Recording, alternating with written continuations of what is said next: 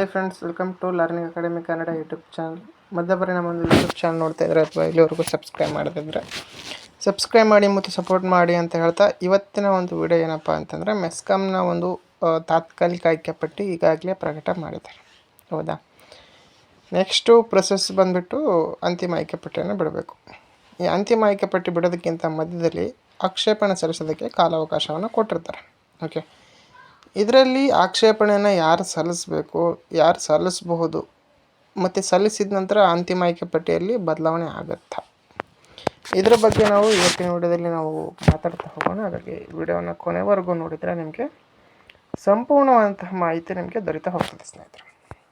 ಹಾಗಾಗಿ ವಿಡಿಯೋವನ್ನು ಕೊನೆವರೆಗೂ ನೋಡ್ತಾ ಹೋಗಿ ಅಂತ ಹೇಳ್ತಾ ಈಗ ವಿಡಿಯೋವನ್ನು ಆರಂಭ ಮಾಡ್ತಾ ಹೋಗೋಣ ಸ್ನೇಹಿತರೆ. ಓಕೆ, ಅದಕ್ಕಿಂತ ಮುಂಚಿತವಾಗಿ ನೀವೇನಾದರೂ ಸಹ ನಮ್ಮ ಚಾನಲ್ ಮೆಂಬರ್ಶಿಪ್ಪನ್ನು ತೆಗೆದುಕೊಳ್ಳದಿದ್ದಲ್ಲಿ ಯಾರೆಲ್ಲ ಆಯ್ಕೆ ಆಗಿದ್ರು ಅವರೆಲ್ಲರೂ ಸಹ ಮೆಂಬರ್ಶಿಪ್ಪನ್ನು ತೆಗೆದುಕೊಂಡು ಸಪೋರ್ಟ್ ಮಾಡಿ ಅಂತ ಹೇಳ್ತಾ ಈಗ ವಿಡಿಯೋವನ್ನು ಆರಂಭ ಮಾಡ್ತಾ ಹೋಗೋಣ ಸ್ನೇಹಿತರೆ.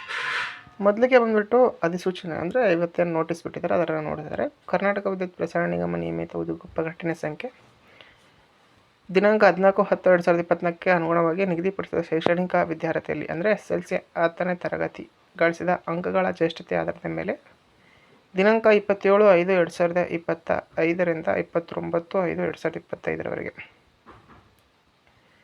ಅಧಿಸೂಚಿತ ಹುದ್ದೆಗಳ 1:5 ಅನುಪಾತದಲ್ಲಿ ನಡೆಸಲಾದಂತಹ ಸಹನಶಕ್ತಿ ಪರೀಕ್ಷೆಯಲ್ಲಿ ಕಿರಿಯ ಪವರ್ಮ್ಯಾನ್ ನಾನ್ ಕಲ್ಯಾಣ ಕರ್ನಾಟಕ ಹುದ್ದೆಗಳಿಗೆ ಅರ್ಹರಾದ ಅಭ್ಯರ್ಥಿಗಳಿಗೆ ತಾತ್ಕಾಲಿಕ ಆಯ್ಕೆ ಪಟ್ಟಿ ಕಟ್ ಆಫ್ ಅಂಕಗಳೊಂದಿಗೆ ಮೆಸ್ಕಾಂ ಅಂತರ್ಜಾಲದಲ್ಲಿ ಪ್ರಕಟಿಸಿದ್ದಾರೆ.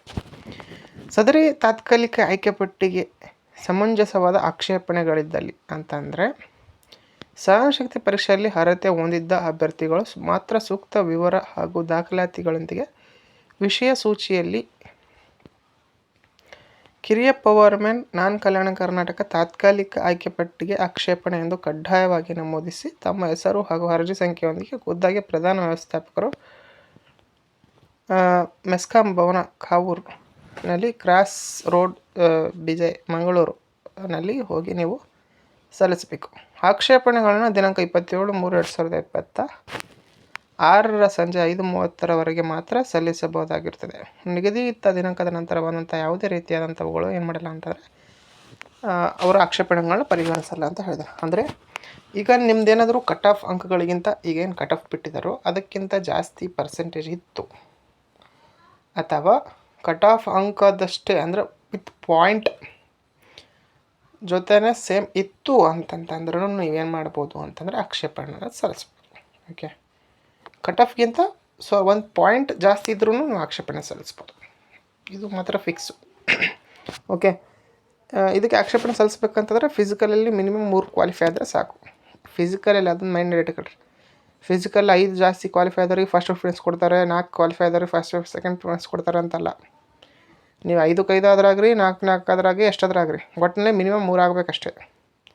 3 ಆದವರಷ್ಟೇ, 5 ಆದವರಷ್ಟೇ, 4 ಆದರಷ್ಟೇ ಕ್ವಾಲಿಫೈ. ಒಟ್ಟಿನಲ್ಲಿ ಅದು ಕ್ವಾಲಿಫೈಯಿಂಗ್ ನೇಚರ್ ಅಂತ ಅಷ್ಟೇ ಹೇಳಿದ್ದಾರೆ. ಅದು ಅರ್ಹತೆಗೋಸ್ಕರ ಮಾತ್ರ. ನೀವು ಅಲ್ಲಿ ಜಾಸ್ತಿ ನಾವು ಕ್ವಾಲಿಫೈ ಆಗಿದ್ದೀವಿ ಅಂದ ತಕ್ಷಣ ನಿಮಗೆ ಅಲ್ಲಿ ಪ್ರಿಫರೆನ್ಸ್ ಇರೋಲ್ಲ. ಸೆಲೆಕ್ಷನ್ ಲಿಸ್ಟಲ್ಲಿ ಪರ್ಸೆಂಟೇಜ್ ಯಾರು ಜಾಸ್ತಿ ಇರುತ್ತೋ ಅವ್ರು ಮಾತ್ರ ಸೆಲೆಕ್ಷನ್ ಮಾಡ್ತಾರೆ. ಓಕೆ, ಹಾಗಾಗಿ ಯಾರೆಲ್ಲ ಸೆಲೆಕ್ಟ್ ಆಗಿಲ್ವೋ ಮತ್ತು ನೀವೇನಾದರೂ ಫಿಸಿಕಲ್ಗಿಂತ ಜಾಸ್ತಿ ಪರ್ಸೆಂಟೇಜ್ ಇತ್ತು, ಇದು ಫೈನಲ್ ಕಟ್ ಆಫ್ ಬಿಟ್ಟಿದ್ದಾರಲ್ಲ ಅದಕ್ಕಿಂತ ಜಾಸ್ತಿ ಏನಾದರೂ ನಿಮ್ಮದಿತ್ತು ಅಂತಂದರೆ ಏನು ಮಾಡಿರಿ ಅಂತಂದರೆ ನೀವು ಸಲ್ಲಿಸ್ಬೋದು. ಆಕ್ಷೇಪಣೆ ಸಲ್ಲಿಸ್ರಿ, ಖಂಡಿತವಾಗಿ ನಿಮ್ಮದು ಸೆಲೆಕ್ಟ್ ಆಗಿ ಆಗುತ್ತೆ ಅಂತ ಹೇಳ್ತಾ ಇದು ಇವತ್ತಿನ ವಿಡಿಯೋ ಆಗಿತ್ತು. ವಿಡಿಯೋ ಇಷ್ಟ ಆದರೆ ಲೈಕ್ ಮಾಡಿ, ಶೇರ್ ಮಾಡಿ, ತಪ್ಪದೆ ಸಬ್ಸ್ಕ್ರೈಬ್ ಮಾಡಿ ಅಂತ ಹೇಳ್ತಾ ವಿಡಿಯೋ ಇಷ್ಟಕ್ಕಾಗಿ ಥ್ಯಾಂಕ್ಸ್ ಫಾರ್ ವಾಚಿಂಗ್.